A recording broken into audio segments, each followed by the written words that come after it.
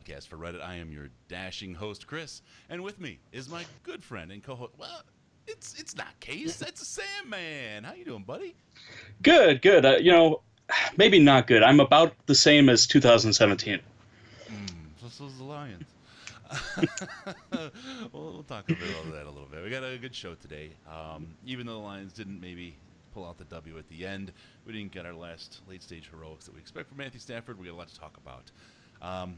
There was some quarters of bad. There were some quarters of good. There was kind of both ends of the spectrum. We'll touch on all that. We have a little bit of a roundtable discussion, and we're going to take your calls live. Got a great show. You ready to go, Sandman? I am ready. Let's kick this off and break it down. All right, before we kick it off, as usual, I did a couple of quick announcements. First, make sure to check us out and help us out on Patreon. Special thanks to Dylan from Guam! That's right. Of course, our very first donor, Mathis, and Brian B. from the band I Prevail, iprevailband.com. Check them out. They got a new album coming. Get familiar with their stuff because it's great. If you like good music, check them out. You're going to love it. If you'd like to join the Patreon crew, get access to our Slack, our pre-show video that we do, some other cool stuff, go on over to patreon.com/DetroitLionsPodcast, patreon.com/DetroitLionsPodcast, or go to DetroitLionsPodcast.com and click on the Patreon link. Sign up as little as $1 a month, but, we'll take $1 million, $2 million, a couple billion, whatever you got. Come on, empty those pockets there, Trump. Send some cash on over. We'll take it all. And helps keep the show going, helps us do this kind of stuff like we're doing here today. Also, check us out on Facebook, facebook.com/TheDetroitLionsPodcast, facebook.com/TheDetroitLionsPodcast, and on the Twitter cheese, the Twitter machine at DETLionsPodcast. DET Lions Podcast is the very best place to see at Sandman773. With no pants on. That's right. Can't do it on YouTube. They'll close their channel down. Yes, they will. But while we're here, don't forget to subscribe on YouTube, youtube.com/DetroitLionsPodcast. Hit the subscribe little button there and click on the bell so that you get notified when we go live. Lastly, rate us on iTunes, Stitcher, Google Play, wherever you find us. We love those 5-star reviews, and we need them. Helps us out a lot. And make sure you tell a friend. Let's get this thing going. This is no time for a quick release. We're going deep. All right, let's kick off the post game. Niners game review. First off, Sandman, I'm gonna pass off to you. I'm gonna let you share some of your thoughts. You're the guest here. Let you the guest. Down what you saw there today, because it's been a tale of two halves before. It was really like a tale of two teams almost today, wasn't it? It was. It was a tale of two teams, but also the exact same as last week, minus turnovers, minus major special teams errors until they let that kickoff return go. It's a little disheartening to see the exact same stuff continue to happen week in, week out. I know it's only been 2 weeks, but it's rough watching our defense continually be confused on defense, where you've got some guys playing man, you've got some guys playing zone, you've got guys not covering the flats properly. We're missing obvious offensive adjustments that should be happening that don't seem to be happening. It's really hard to watch Stafford not get into a rhythm at all. Yeah, and I tweeted it a little bit earlier. Stafford, there has to be something wrong. And the comeback looked like kind of Stafford we saw, but this is not the Stafford from the last 5 years. This is not the Matthew Stafford we know. He did great downfield throws, long throws last year. Marvin Jones and he hooked up, but he's renowned for over or under throwing those long throws. He's never been super great at those, right? Mm-hmm. Today was just a mess, and I really expected a bigger bounce back from him. And let's face it, with the defense we got, this team relies on the offense to get the wins this year. 100%. We have to outscore the other team. It's not going to be the defense that wins these games for us. 100%. It's awkward watching Stafford play this year, almost, because it's such a difference from previous years to this year that it's hard to know what we're going to get week in and week out. Last year, him and Marvin had no troubles hitting up on those long balls. He'd even underthrow balls, like you said, a little bit to keep defenses honest, and because he knows Marvin and especially Galladay can go up and get those balls where defenders generally don't. Yeah, and how about Galladay today, right? He really seemed to turn in a show. We've asked a lot in the off season. One of the things we said was the keys for the team this year was to see Kenny Galladay be able to turn it up and kind of take that next step. It seems like in these two games that he really has. He really did. It's for a third-round pick, he looks awesome. He really has kind of filled in his role as the big body receiver. He caught a couple passes today where he was bodying his man out. Obviously, he still has that long speed and the height to get up and get some long balls, and has shown an ability to break tackles, which is something that I think our team needs to do in order to win a lot of these games. But I'm excited about him, and sadly, there's not too much else to be excited about offensively. Yeah. Tate, what was it, 4? I didn't see if he got a 5th one because as I was running here getting everything set up in the studio, 4 drop balls at least. Had 4 dropped balls all last season. That was that's disappointing. I don't know if there's any other way to put it. He's a player that we're expecting a lot more of, and we need a lot more out of. Okay, so that's where I'll stay with him. Marvin Jones, I feel like we could have gotten him into the mix more, and we really didn't get that, did we? Not as much as I was expecting. Against the 49ers, I knew that they had really fast linebackers, and I knew that their defensive line was very, very active.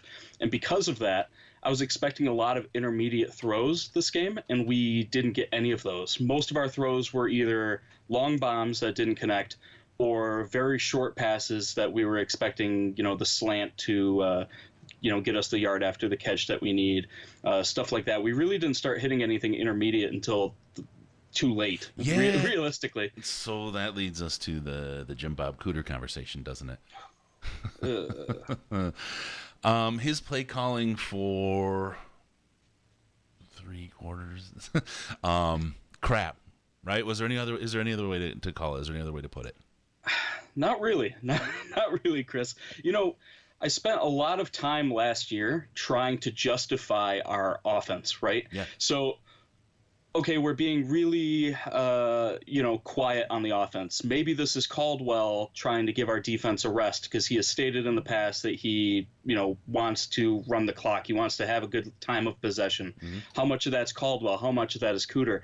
I can say that after these first 2 games, it's pretty apparent that Jim Bob Cooter was running our offense fully every year that he has been running our offense. That, he wasn't neutered. He wasn't being held back. This is what Jim Bob Cooter is. He wasn't neutered by Caldwell, at least. Yeah. No. So something may have happened in that drunken climbing through the window incident to get his play calling messed up. Yeah, this is really a mess. This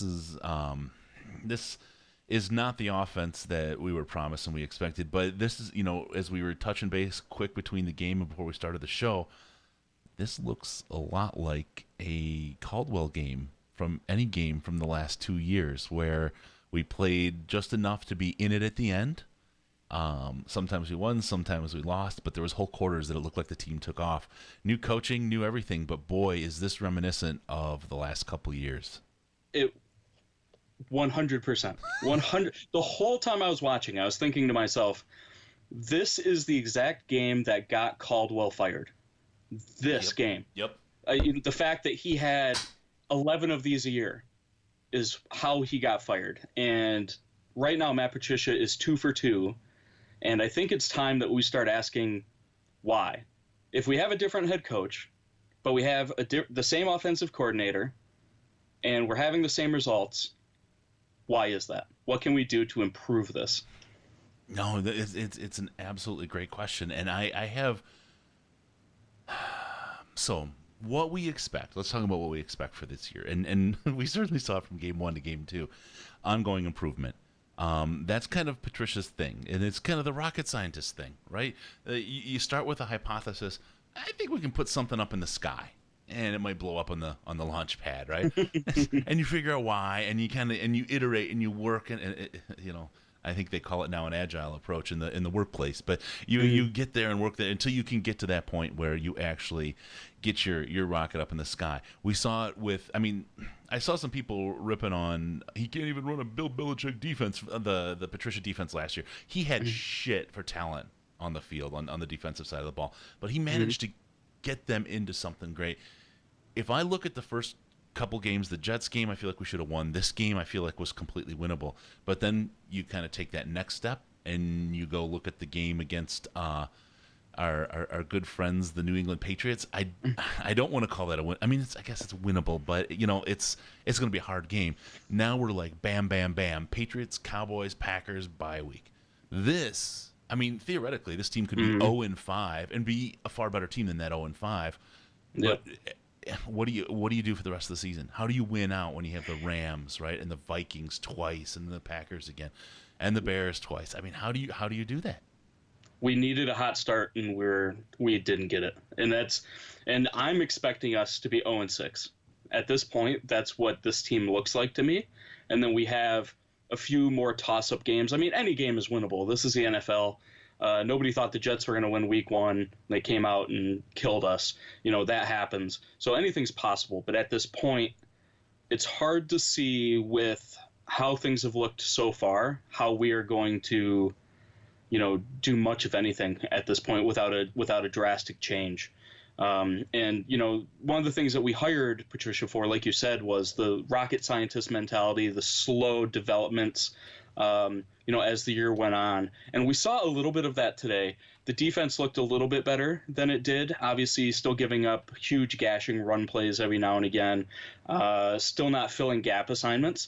But a lot of that you can kind of attribute to individual players rather than the scheme or the coach.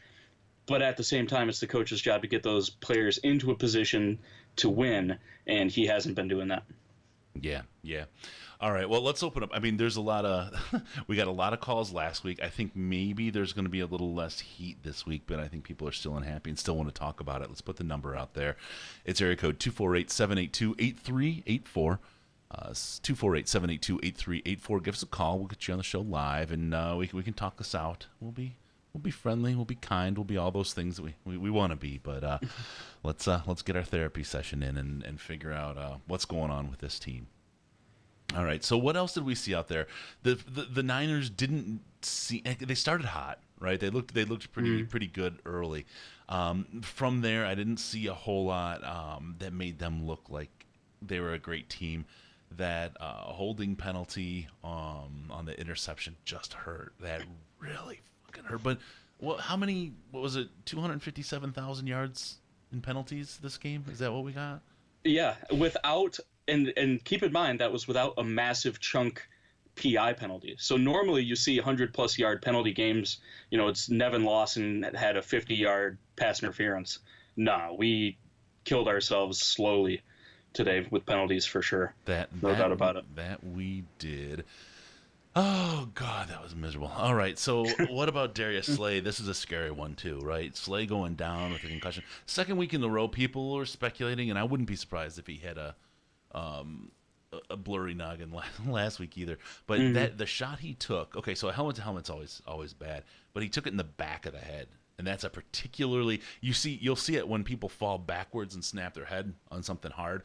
That part of your head, snapping that part of your head is particularly damaging.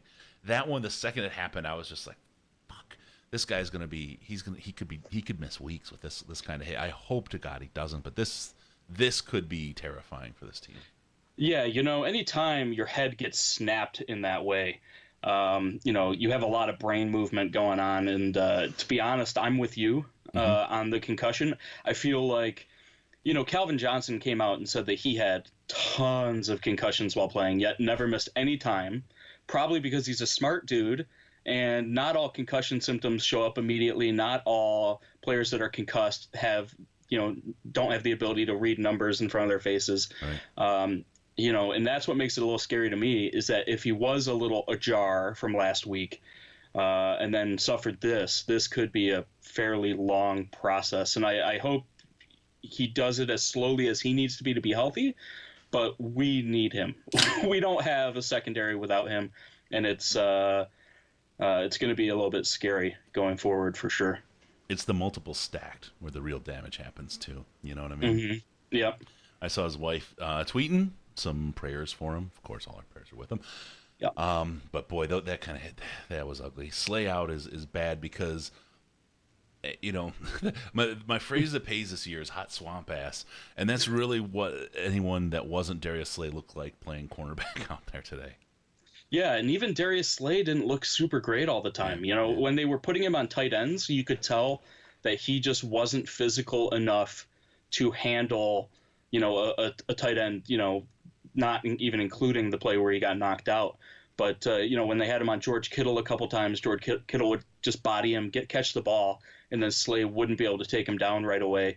And, on the touchdown, him and Glover Quinn had him wrapped up and just, let the tight end just push right through them. It feels like it might be a long year, Chris. Oh God. Yeah. I mean, we have to pull one out of these first 5. I'd love to see us pull 2 at this point, but it's gonna be tough. Kittle, boy, that guy. Look, his size just made him unmanageable for anybody. Even like you said, even Slay. It's just he was on. Who are you gonna put on him? Jared Davis. Jared Davis is running circles around him only because he's trying to tackle him and he's missing every time, right? I mean, they had Quandre on him, which I feel like is not a horrible matchup for us. Sure. But at the same time, it's still a mismatch because George Kittle is so much bigger than Quandre Diggs that, while Quandre is scrappy and is fast and can keep up with George, it's just not ideal, not by any stretch of the imagination. You got a tight end. You really want to put a linebacker on him, but that guy is just too athletic, right? He has a lot of those characteristics of a Gronk type player, and then it just gets ugly when you have to face something like that. Let's see, a couple of touchdowns out there. Mostly look good, other than that penalty on the return. We couldn't stop the run. God, did we get gashed again on the run? What's wrong with the it's linebackers, right? I mean, it's strictly linebacker play, blowing gaps, I mean, Spielman was ripping him a new cornhole, and deservedly so. He was right all day. I mean, he nailed it. And then I guess we could allude also to the Decker's head turning thing. I mean, that one. That's a little weird for me. Yeah. I feel like there may be something there, but also at the same time, I feel like that might get blown out of proportion. But the last time he mentioned it, he was wrong, right? He did it. He predicted it 3 plays in a row, and then immediately his 4th play was wrong, and then after that, we never talked about it again because. Yeah. Okay. Gotcha. But those are linebackers outside of Devon Kennard, who really isn't a linebacker. He's a rushing end for all intent purposes. Have not looked great. Jared Davis had some good coverage plays today, but same as it has been for a while now. When he's running after a tackle, he kind of gets out of control. Like he can't control his body, or has to go maximum speed all the time and then will whiff. Christian Jones didn't show up at all today, probably because he didn't do anything for the most part. I think he had the 1 sack, but it's when our defensive linemen are shoving to a certain side and then they're getting hooked and pulled out of play, there's a huge gap there that is a perfect spot for a linebacker to slam in and just fill that hole. Yep. And our linebackers are late to slide with the line, they're late to fill the holes, or they're just not in the proper position at all, or filling the same hole with multiple players. There was multiple times where all 3 of our linebackers hit the exact same hole, where all if 3 that's of where them the running back stacked went, up, if that's where the running back went, we would have been super fine, like a super gang tackle. But that's not the way it works in the NFL. Running backs see that stuff and do their best to avoid it, and it's painful to watch for sure. Yeah, well, if you're on the Lions side of the field, it sure is. That was some really messy stuff. Quick talk about Blunt out there. The hops up and took Lee down. Lee had a little bit of the shoulder swagger after. I don't know if anybody saw that, the little back at you kind of taunt, but I liked the fire. I liked the fire that we saw from him. That was something nice. Yeah, I'm not mad about it. It's one of those dumb penalties that under Schwartz, I'm sure that would be the talk of everything, right? Yep. Everybody's all undisciplined, but we don't have an undisciplined team. We had one guy that got fired up, and to be honest with you, sometimes fire is not the worst thing in the world. Sometimes it's okay to have a little bit of fire. I would have preferred him not to be ejected. Yep.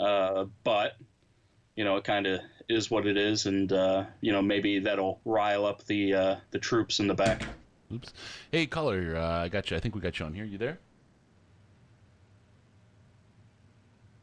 No, we don't. Okay, we'll have to give another shot. Having a little bit of a Skype thing going on. So hold on here. All right.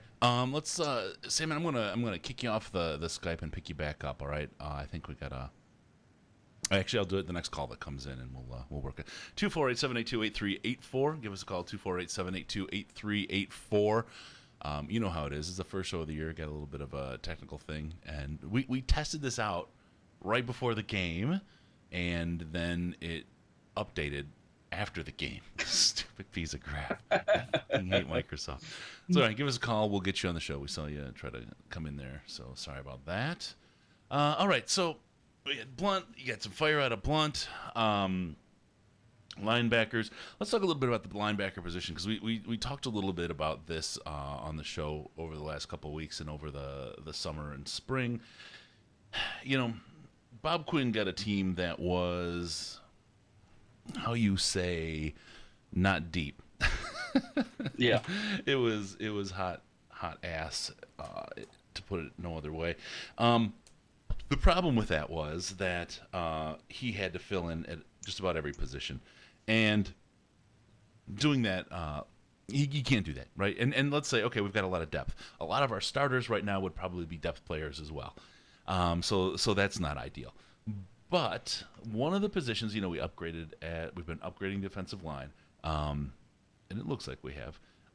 We upgraded our running game with carry on, right? We've done some work there. We did everything we could this year to work with the running game. Tracy Walker made a great play that was negated today. We've been working on a lot of positions, but it looks like Quinn, two things happened. Number one, DeAndre Levy, the injury there, that really hurt us, right? We were expecting him to play, and he was a person that was going to be there. Didn't work out. Next piece, you're filling in with Jared Davis, right? Okay, now we got Davis. We're at least gonna shore up there in the meantime to get to keep the boat from completely sinking and leaking. And then Jared Davis isn't working out, and we're expecting him to take a step this year, which he obviously hasn't yet. And I think it was all kind of just plugging those holes with what we could and what we had, knowing that next year is going to be the year that the defensive line and the linebacker players come into the league, and really that's where we get a lot of guys to kind of fill in those gaps. Feels like this neglected position and positions is really here to bite us this year, and a couple of rookies, I fear, surrounded by this group of fellas, isn't going to be what we need to right the ship. Is this where we spend? I saw Scott Warhite doing a lot of work on cap room, so there's another piece we can talk about there, and the idea that we're going to have shitloads of cap room next year. I hope not to re-sign Ziggy at this point. He'd have to do some amazing things this year for me to want to sign him back, but it's a lot of cap. We're probably going to have to make some free agent acquisitions on the defensive front seven, and then we're going to have to do some good drafting, right? Is that what it's going to take, and what's going to get us there? Yeah, I feel like Quinn was building a team that felt okay for a while there. We had some depth players like Miles Killebrew that could be kind of plugged in every once in a while when he needed. Quandre Diggs has kind of shown up. But as soon as we transferred over to Matt Patricia's defense, I feel like there were some grievous errors made. When Matt Patricia was first hired, me and I think a lot of people were excited about the idea that Matt Patricia would build his defense around the players that we have. And that has just not been true. It's not been true at all. We're playing his defense with players that really probably aren't fully built to be doing that. So, during the game, I took down a note, and I think I even tweeted it, that the talent level on our team is the worst it's been in forever, if you consider it matching up with our scheme, right? We have a ton of defensive linemen that have no business on this scheme, but here they are. Like, technically, even Ziggy doesn't fit. Kerry Hyder doesn't really fit. We tried to bring in a few people. Ashawn doesn't fit. I don't know where Ashawn's going to fit, right? Yeah, it doesn't seem to fit. We had to bring in guys to build the defense, which these are guys off the streets. These aren't guys with tons of talent. Same thing. Linebacker, like Devon Kennard looks like he may be okay in the scheme. Like we may be fine with him. Yeah. But Jared Davis doesn't look that great in the scheme so far. Christian Jones looks horrible in the scheme thus far. We have back-end players like Miles Killebrew looks horrible in the scheme. Glover Quinn looks horrible in the scheme. We had talent at some positions, and then I feel like the scheme right now is kind of lowering their talent level down below where it normally would be. It's part of the growing pains of having a new head coach and trying to implement a new scheme. Yeah. But at the same time, man, it's really rough to watch when these players don't know what they're doing or can't do what they're asked to do because that's not what they do. Yeah, and it's absolutely not what they do. Oh, man. All right, so that's the case. One of the things, though, when we talk about this is with the deep defensive talent next year, some of those free agents should come cheaper, right? Isn't that how it's going to work? I would hope so. I was just looking at it a little bit ago, and right now, Ziggy and Lang are eating $30 million of our cap. And neither was on the field. Yeah, and it feels like they're never on the field. And I know Lang played 13 games last year, but that's kind of like saying Calvin Johnson played 16 games, but 5 of them he was limping around and not, that right. able to do Calvin Johnson things. To me, that's Lang's career with us thus far, is that, even when he's healthy and playing, he's not healthy. He's not really playing as well as he should be. And then obviously Ziggy is, 48 years old and, is constantly He's hurt. as old as Ashawn looks. Yeah, that's scary. That's scary. But I'm hopeful that next year we'll have some room. But the scariest thing about looking forward to free agency for me is looking at the team we have now and looking at the team we're likely to have after free agency. Tate's gone. Ziggy's gone. Lang's possibly gone because if they cut him, it's going to save us a ton of money. Yeah. Half of our, literally we're going to have 3 players left on our defensive line from this year. It's going to be scary. It's basically going to be a rebuild without calling it a rebuild, I think. I don't think anybody's ever going to label it a rebuild, but it's going to be one. Yeah, and at this point, rightfully so. All right, so yeah, I love TJ Lang, love the personality, but there's probably a reason they're not letting him do those broadcasts this year. What was it? Something with TJ, I forget what it was. But I thought that they were bringing that back. I thought I saw a commercial about that. Okay, I just at some point you got to say. Yeah, he won't have to worry about his chair this year because it'll be on a gurney. Yeah. Yeah. We don't want fans burning down Ford Field. Let's not get them too close. All right. Again, that number 248-782-8384. 248-782-8384. Feel free to give us a call. Chat about the game. We'll see how things go. So looking forward. We have a game coming up against the dreaded New England Patriots. Is this a team whose number we have? Are we going to be able to surprise them into a big loss? I would like to say that Matt Patricia being our new head coach is going to give us some sort of edge over the Patriots. Like he knows their defensive personnel and he'll be able to help us scheme against them. But I think it's literally going to be the exact opposite. I think with our issues at linebacker, with our issues at defensive line, I think that Josh McDaniels and Tom Brady are going to just eat us up with 4-yard passes, 5-yard passes. It's going to be short stuff all game long. It's going to be little screens that our team's not going to be able to get to. Everything's going to be outside the numbers because our linebackers appear to be fairly slow in the scheme of things. They're not going to be able to get out there in time. That's my fear. And, like I said earlier, anything's possible in football. And, it may take 2 games for them to see, Stafford doesn't really work that great in this short passing game with a few long balls thrown in. He has to get into a rhythm. You have to let him build up to where he's, comfortable in the football game. And you don't do that with a million short passes that you've got linebackers everywhere in his throwing lanes. You really need to get those guys out into the middle of the field where Stafford's, arm velocity and all that can really come into play. So if the offense opens up a little bit, we'll see what happens. Yeah, that's the fear I have is the tradition of big audience games. Sunday Night Football. Yeah. Patriots coming off of getting a train run on them by Blake Bortles, right? You get angry Brady.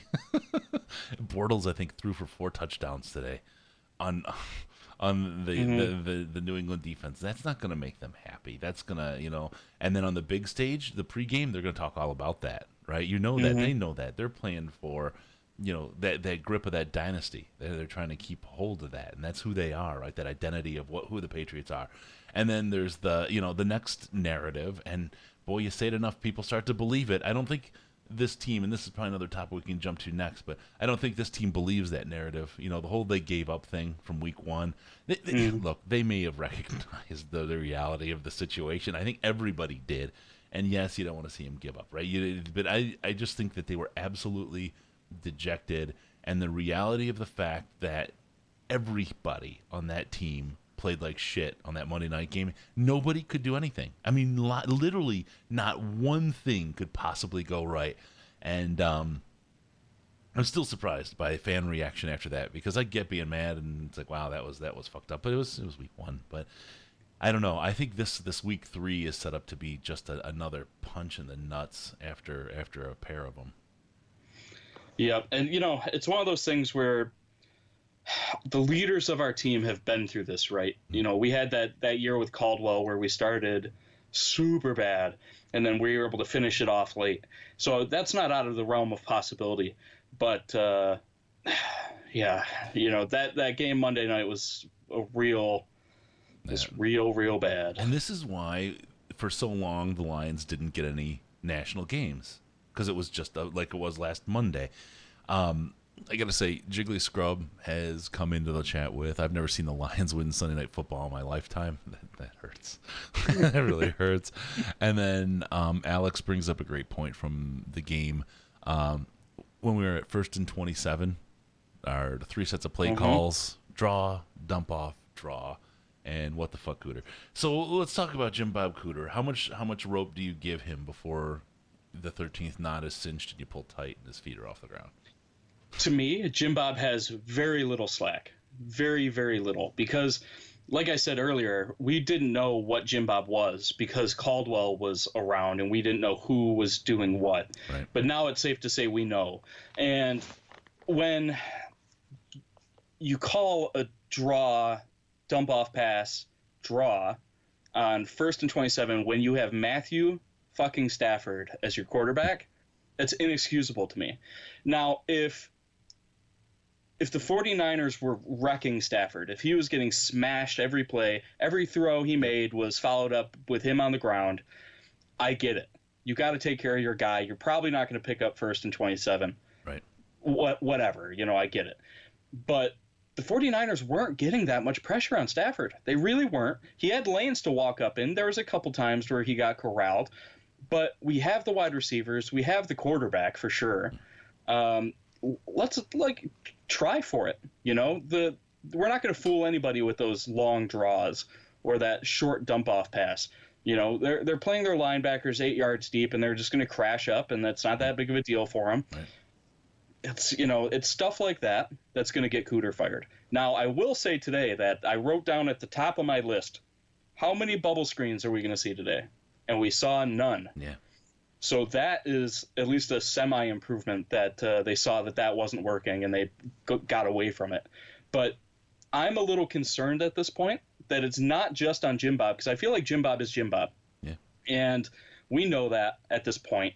And he's not the greatest in the world. I don't think he's the worst ever. He's made Stafford look, the best that Stafford's ever looked. But I'm a little concerned about the non-involvement from Patricia. At least that's what it looks like so far, where our offense doesn't look any different. It doesn't look like Patricia added any wrinkles. It doesn't look like Patricia has come in and said, hey, these don't work, pull them out. It's literally, if I watched Monday Night Football, and you didn't tell me what year that was from, and I didn't know, that could be 2016. That could be 2000, late 2015. It could be any of those. It's the exact same, and I'm a little surprised that we haven't had more intervention from our other coaches on that front. Yeah, and I know a lot of this is process, and a lot of times, you know, so this thing I'm going to take this. I think this is still an absurd story, but the idea that Patricia lost the team because he was making them run. Right? These are professional athletes; they run for a living. But okay, whatever. So the idea that making them run, you lost the team. If they're that weak, right, and that soft, can you imagine how quickly he would have lost the team if he would have fired Cooter after Stafford said, "I want Cooter to stay"? Oh my God! Right, everybody would have walked out of the room. Right, there'd be nobody in the quarterback room.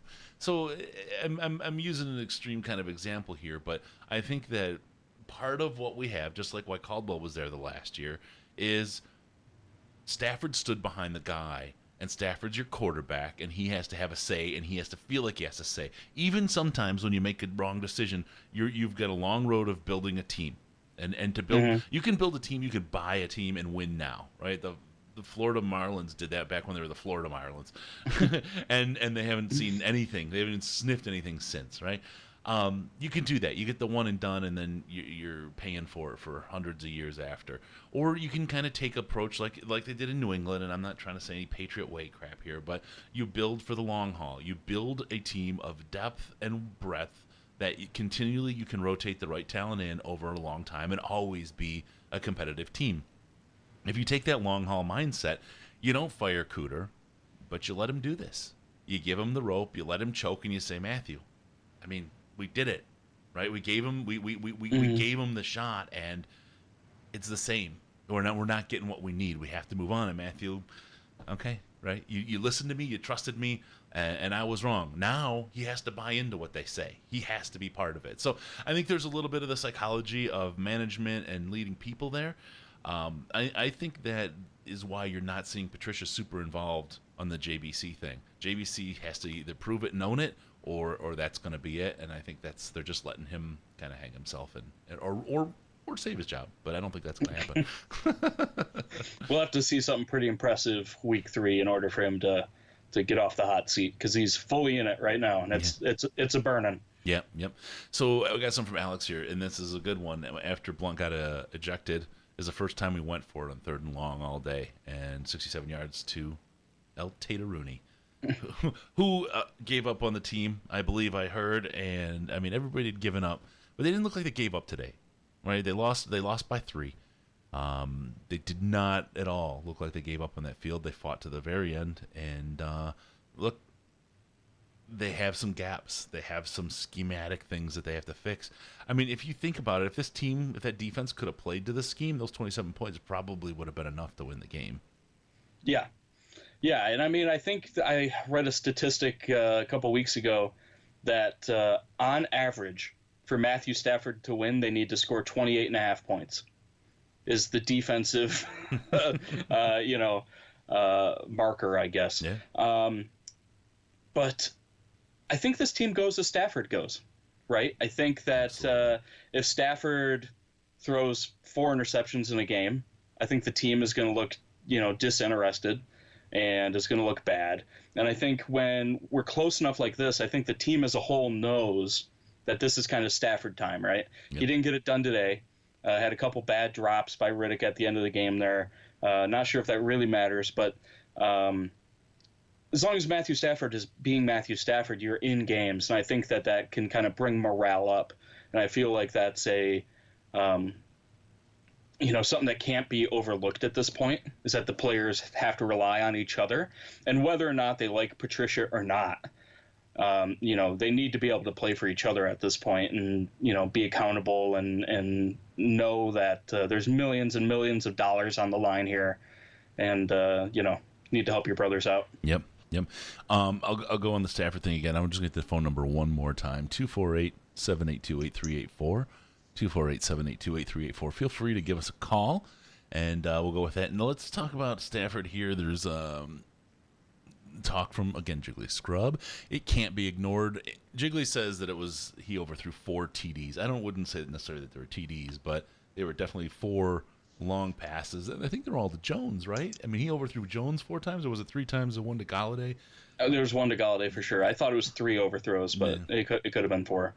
Um, and between that and the interceptions we saw in the Monday night game, you're 100% right, Sam. And I cannot disagree at all about this team goes as Stafford goes. If he plays well, we keep the defense off the field. Because if you look in the first, I'm sorry, I'm going to go all over the place again. I got a couple of threads running here, but if you look at the game on Monday, we were tied in the third quarter. We didn't get blown out. The defense didn't get destroyed completely in the first half. It was really the second half when they started falling apart. And I felt a little bit the same way here. The real gashing runs came later in the game. Why? Because they were tired. They were on the field for so long because the offense was absolutely impotent. They have to be on the field, and that time of possession in a vacuum is a crappy statistic, right? It's a crappy statistic. That's part of what they did, I think, to manipulate that statistic last year was what we saw where Stafford would always wait till there was 5 seconds left, 3 seconds left on the play clock to snap the ball. They'd be up there with 20 seconds and he'd be calling signals, replaying, setting people up, the whole thing, and then wait till 5 seconds and snap the ball every time. That, I think, was a way to manipulate the time of possession so that they had the metric that they were looking for, but it was meaningless when you manipulated it, when you gamed the game like that. Yeah, it's just really rough all around. Yep. And to get back on the overthrows, Stafford's never really hit guys in stride that often. He will from time to time. Generally, when he hits guys in stride running down the side of the field, he can throw it low enough that it's a dart and the guy can catch it straight over his shoulders. And it's not a lofted, standard long ball. It was a little weird today. I expect, even one of those that could change the game pretty drastically. Yep. I don't think that that's a huge indictment on Stafford. Quarterbacks miss throws like that. It happens.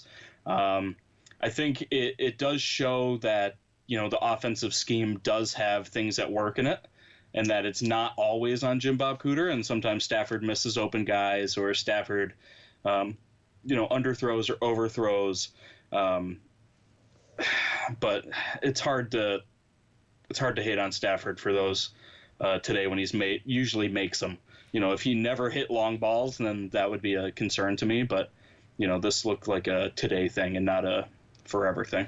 Yeah, and today was better than before, so we have to kind of run this and go with it. But next week just feels like we're gonna be singing the same sad song, man. It's just, I don't know what to say. I guess, look, maybe next week beat some toughness into us. We have a really close game with a really good team, and then we come back with some confidence and take out the Cowboys and we take out the Packers. A win next week, it is at home, right? So you get a little bit 3 points in the line in your favor just from that fact. If we're able to pull a win out of our ass next week, you talk about inflating a group of guys and building a sense of confidence that they absolutely need. Every win now is super destructive to where this team's going to go this year. It gets in their head and especially at home, man. That Monday night game, you were there. People quit cheering real early, and you were talking about the booze a little bit there too that you heard.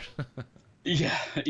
Anytime you have a game like that, a primetime game, Monday night, Sunday night, Thursday night, whatever, you get a lot of fans that are upset when the team doesn't do as well because they paid so much extra for those tickets. When you're paying $400 for you and another person to go to a Lions game, and then they look like that.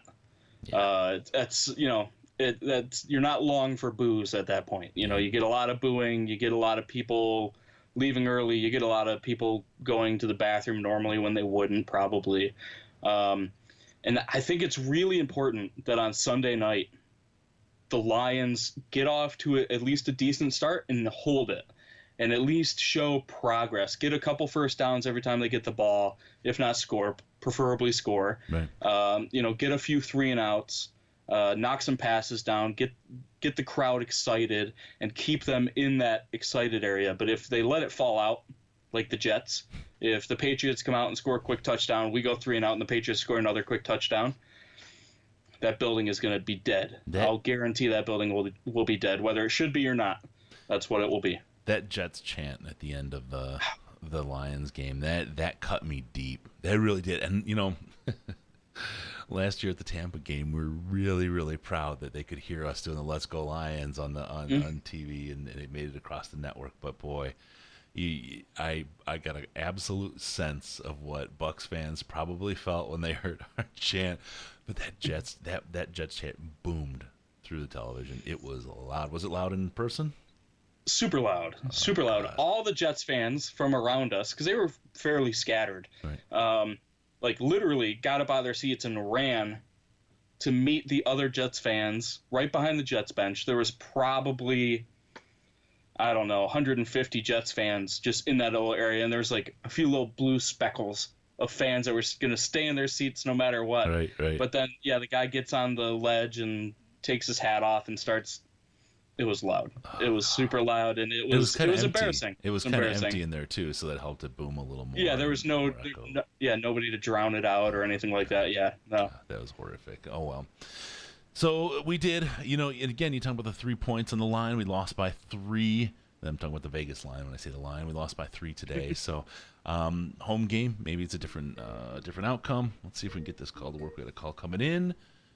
Hey, caller, how you doing? Oh, I'm doing all right. How you guys doing? Doing all right. Hey, we got to work. Good. Say, man. Who's this?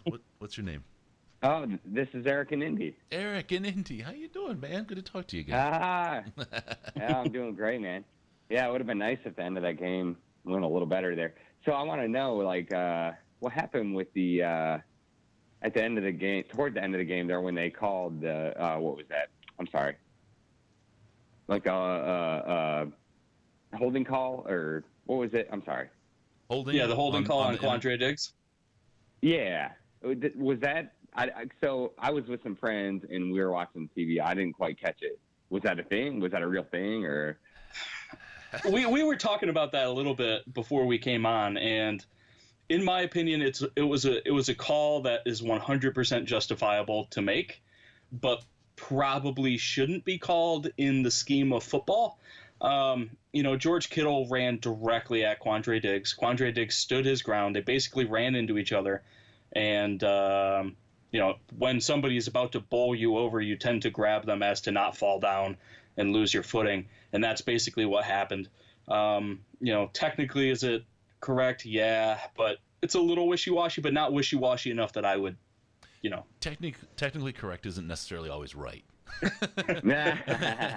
And I think that's one of those things where the refs get involved in the game. It's one of those ones where this is where the game, and where Lions fans so often get hosed. Or at least we definitely feel like it, and I'm there when we say we do get hosed this way. But you have a situation where you should let them play. You want to go by the letter of the law, fine. That is a call and it's justifiable. And if you're a San Fran fan, you're like, quit whining, right? It happened and it was a real penalty, right? Yeah. Right? But come on, this is football. There's bumping, whatever. It didn't deserve the call, especially at that point in the game. It's because it becomes a game changer. Mm-hmm. It really does. Yep. It really does. Hey, guys, can I say one thing though? Yeah. Oh, to Lions fans going to Ford Field next weekend. All right. It was embarrassing. I was there last weekend. It was embarrassing. I know. All right. You were going to get me a "Let's Go Lions" chant. And you couldn't. Tell the story, Eric. Tell the story, Eric. I mean, because I know. I couldn't even do that. So the people around me, like, I was trying to. So obviously we scored the first touchdown there off of the pick six, and things were looking good. And then after the kickoff, you got this rookie quarterback, right? Mm-hmm. You got to make noise. You got to put him off his game, and I'm sitting there, me and my dad, we're sitting there going, oh, trying to make noise. And the people around us are looking at us like we're crazy. Like, you're at a football game.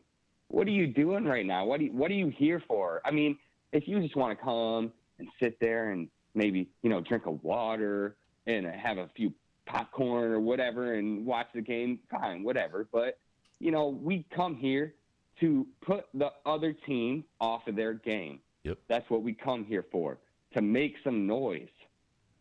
And they weren't doing that. And they were not doing that at all. And what did that guy say to you? You said, come on, make noise, the one guy. I said, let's go. And I get this guy over to my right. He goes, hey, we come here to enjoy the game the way we want to, and you can enjoy the game the way you want to. I was like, all right. I don't even know what to say to that, right? I don't know. I don't know how to respond to that. Yeah.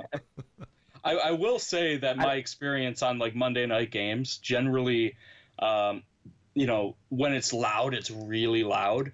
But throughout the game, you don't get, loud every third down play like you do during a normal game when it's full of, I don't want to say people that spend a lot of money on tickets aren't real Lions fans, but, a lot of people that go there are there for the experience, or there to eat Ford Field food. They're, getting up out of their seats.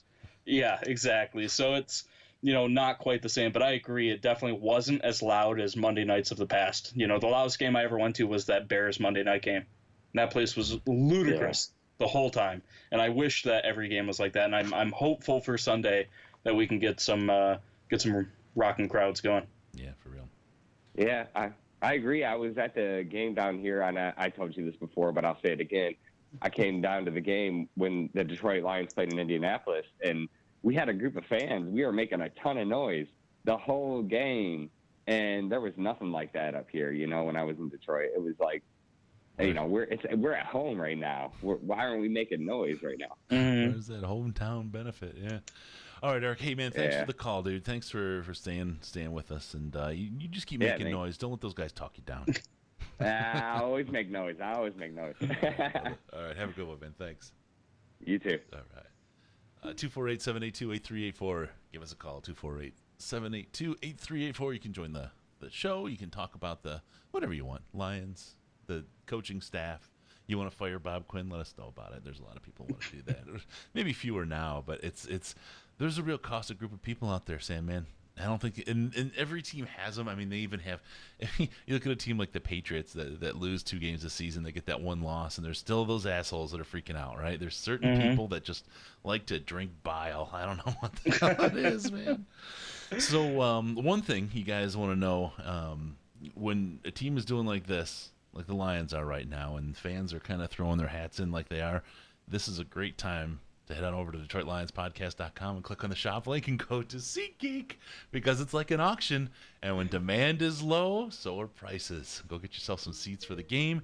Pick yourself your seat, because why would you want someone else to pick your seat for you? It gets too itchy out there. So pick a seat, head on over to DetroitLionsPodcast.com, click on SeatGeek, and help us out to give us a kickback. Got to be straight up and honest with you guys about that, but that's how I'm getting my Thanksgiving games. Anyway, we got a caller. Hi, caller. What's your name, man? Hey, I'm Brian. Hey, Brian. What's going on? Brian. Well, there were some positive takeaways tonight, for sure. Brian, so right off the top, I didn't expect this call, and I'm very glad you called. I'm sorry. I'm joining in late, so I don't know what you guys have talked about or not yet. But one thing I want to ask about, maybe somebody who knows more about football than I do knows. That there was that drive where we ended up with penalties. It was like 1st and 27, and then we run 3 running plays. And it's 3rd and 24, and we run it right up the middle. Like, is that? Am I wrong, or is that like a fireable offense for an offensive coordinator? That's championship caliber play calling right there.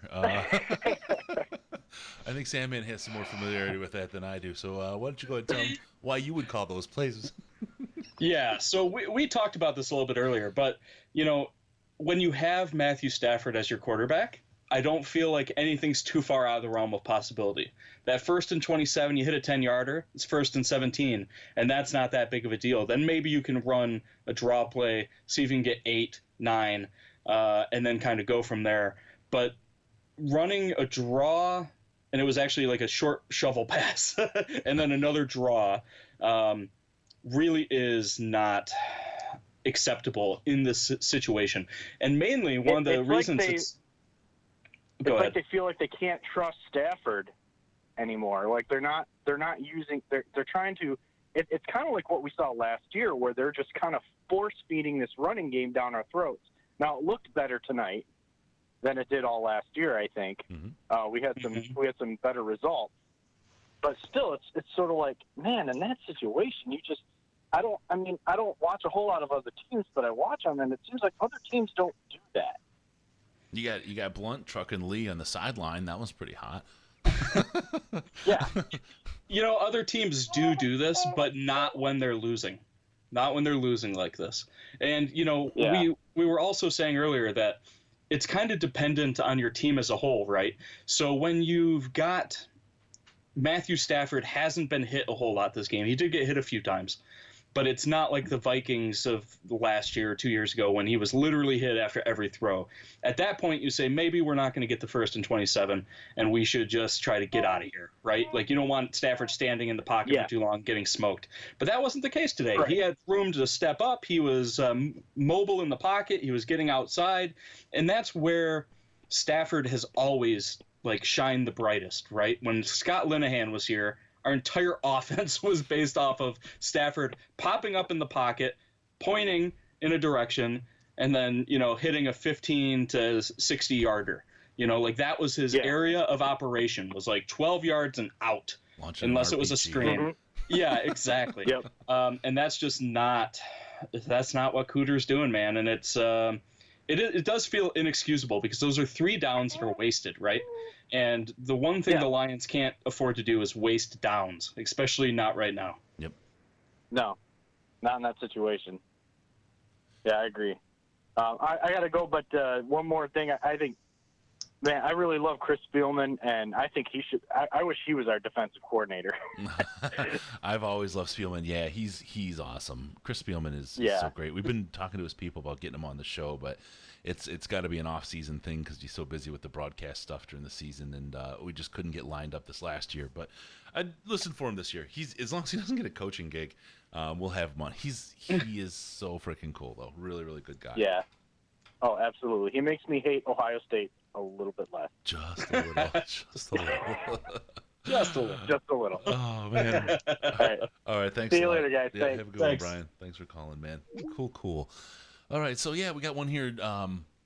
Joe B comes up with a good one in the chat. He's got 14-2 with a little Kool-Aid sip after that. I think LeGarrette Blount shove will be the turning point of the season. You think so?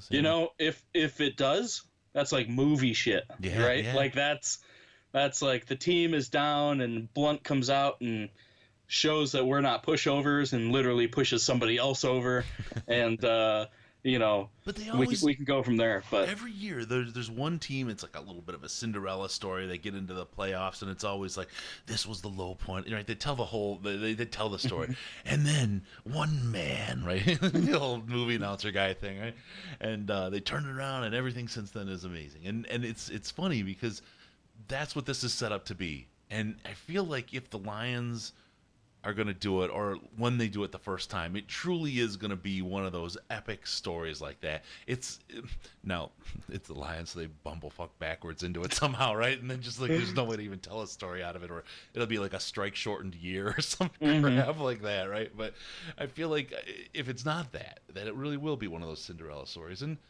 you have a team here. The rocket scientist is always proven. He's got a 6 Sigma black belt working in the coach's room every day. We'll see. I feel like the team has a lot of talent. It has more than it's shown, and I think I'm still not falling off 10-6, but I might creep down to 9-7. I know a lot of people are like 4-12 right now, but they're not a 4-12 team. They're not that bad at all. No, I think our basic talent is high enough that I wouldn't expect us to be that bad, but it's our talent isn't matching up with our coaching quite yet, and hopefully every game we take that extra step until we're fully integrated. Or as you like, fully integrated. There we go. Yeah. See, I got to bring them down to my level, and no one can lower the bar like I can. And here we go, Sam man stepping in. All right, we got another call. How you doing? Who's on the line? I think we lost him. Oh, well. Hi, this is Ted. Oh, there you are. Hey, Ted. Hi. Hey, Ted. How's it going, guys? Really love your show. Oh, thanks, man. Appreciate it.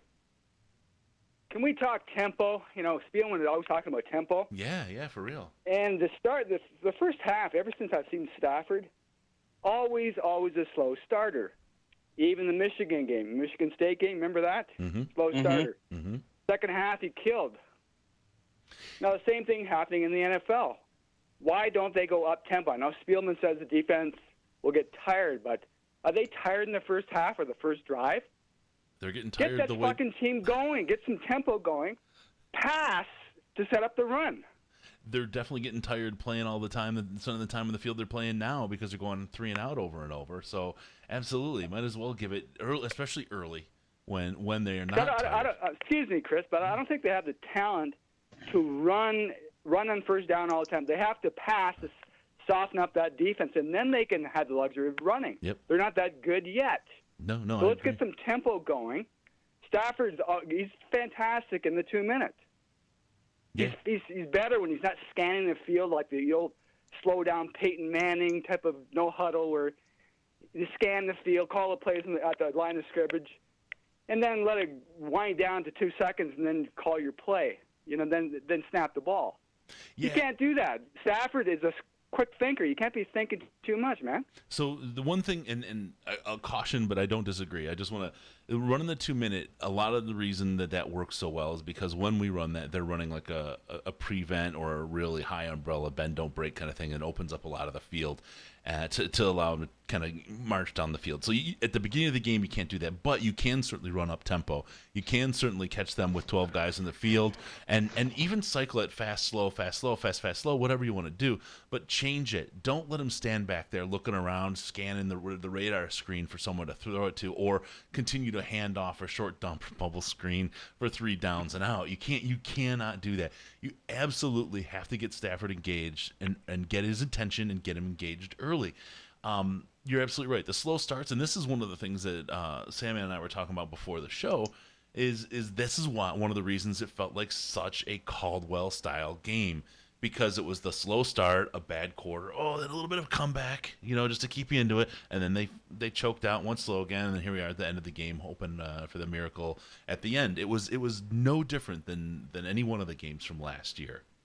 Yeah, to me, sorry, Ted, but to me, I agree with you 110% that, and it's wrote down here on my sheet, I wrote this during the game, that Stafford needs rhythm, and he does. You have to get him into a rhythm. If you don't get him into a rhythm, he really struggles. Like, that's exactly what happened versus the Jets, right? He had a bad throw, or the Jets made a good play on a ball, and then, it just keeps him off of, this normal Stafford that we like to see. And, Scott Linehan used to do a good job of getting him into rhythm early, but, we would often see that come and burn us, right? Where we would have 3 and outs in a row that took a total of 30 seconds, it makes it real rough. But I do think that Cooter and Patricia and anybody that has any say over anything, they need to realize that Stafford needs to get in a rhythm, and you don't get Stafford into a rhythm by throwing short passes. He's not one of those quarterbacks that just needs to loosen his arm up on the field and then he's good. He needs to get actually rolling. And so hopefully we'll see some of that. And I'm excited what they'll do against this Patriot defense that doesn't look so hot. Maybe we will see a little bit more up-tempo stuff. I kind of wish they had Shanahan as our OC. He's into tempo. Mm-hmm. And he's got a variety of plays, some smart-looking plays. I wish we had a little bit of that. Yeah. You know what I've often thought? Why don't we tire the shit out of Stafford like a guy in the bullpen on baseball? Have him throw for a half hour before the game, just nonstop, just to get his blood flowing and into a rhythm. He's always coming out cold and overshooting everybody and excited. I wish they hadn't figured that out yet. Yeah, nope. And maybe they're thinking that's not going to work because they've got him running so much now in practice. Sorry. Smart ass. Tired bottom half, tired upper half. Yeah. Anyhow, thanks, guys. Appreciate it. Thanks a lot for calling, Ted. Appreciate it, man. Okay. Cheers. All right. So, any thoughts about the Galladay incompletion at the end of the game? I feel like, so it's hard. The catch rules are a mess, right? I feel like from how I understand the catch rules, that it was a catch, but because the call on the field was the call on the field, that it was just too much to try to overturn it. Is that what you feel like, or are you thinking something different? Yeah, I 100% agree with that. The way that the referees and the NFL has kind of come out and said that we want to stick with more plays as they're called on the field feels better to me overall. In this instance, I think that looked like a catch, but it's one of those things that I'd rather have them err with the call on the field to keep the game moving and to keep stuff like that. And in more cases than not, common sense rules in that, because the ref in actual speed sees it and can make the proper call. Yep. So it's one of those, I don't know if the game would have been any different with that. I think he caught it, but there would have been a 10-second runoff, wouldn't there? Jiggly Square was talking in with that. So we would have actually gotten hurt had that been a catch. A little bit. Yeah, we would have had time to line up, though. So it would have, that 10 seconds probably would have gone off if they had ruled it a catch from us running down to try to snap it. We wouldn't have been able to give them the victory formation at the end. We'd run out of time before fourth down. Sorry, that maybe been a little too negative. Sorry, Sam, breathe for me, buddy. Get some water. Yeah. Oh man, that's terrible. All right, so Peter Von Panda, and guys, don't forget to check him out. You want some great reviews on anything that you might want to use in your life? Go to youtube.com/Peter Von Panda.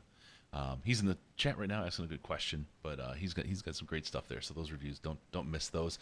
But why was Stafford's throw so low in that catch? He was off all game, and I feel like there's something wrong, and it maybe at the end of the year, maybe next year, somewhere along the way, we're going to find out. Could it be that he's got 3 kids at home, and he's not sleeping? I can't imagine that. At some point, it's like, hey, Kelly, you gotta handle this for me. I'm sure they have $2 million and all the people you need to get rid of this and make this go away from me, because I need a couple. Yeah, I'm sure they have 5 au pairs or whatever it is. Yeah. This has been a problem with Stafford almost his entire career. Right? Is he's off just a touch. Like the ball gets there. And it's not always in front of his guy. Sometimes they have to turn around and catch it. Sometimes it's a little high. Sometimes it's a little low. And a lot of times when I see that, the first thought that pops in my mind is that, I can throw a baseball fairly accurately. If I need to hit a wall with a baseball, I can do it. Fairly accurately. If you ask me exactly, if you ask me to throw the baseball as hard as I can and keep it accurate, that's just not going to happen. So a lot of times those really not that great throws are from Stafford all arming it. It's 100% arm, and he's putting a bunch of juice on it to get it there. And I just feel like, not every pitcher is Clayton Kershaw, right? Oh, well, they may have play on the same team sometime. Sorry, you put that up there, and I should have just let it go by, but I took a swing and a miss. I went even further. There was a great. I wish I had taken it. I'll have to go back through the film of the game, but there was a great shot looking from where the middle linebacker would be on a Stafford throw, and it was a thing where he just just flicked it, and I could hear the whistling through the TV. I mean, that ball just again an RPG. Just I couldn't believe it. But the other side of that is there was a couple of throws, mid-range throws, that were kind of wounded ducks, and those aren't Stafford throws, right? He's got that tight spiral, that bullet. The ball wasn't flying like it does from his hand normally. I just don't understand. There's something else at play. Mark my words. Don't doubt me here. There is something else going on. Put on your tinfoil, folks, because the transmissions are coming in. All right. We got in the chat 2 weeks into the season and not one mention of Clayton Kershaw, and now we just jinxed it there. Yeah, got it. Okay, last piece, the blunt push. Somebody had mentioned that they were really happy to see that he really showed sack there, and I think that's something that this team has lacked.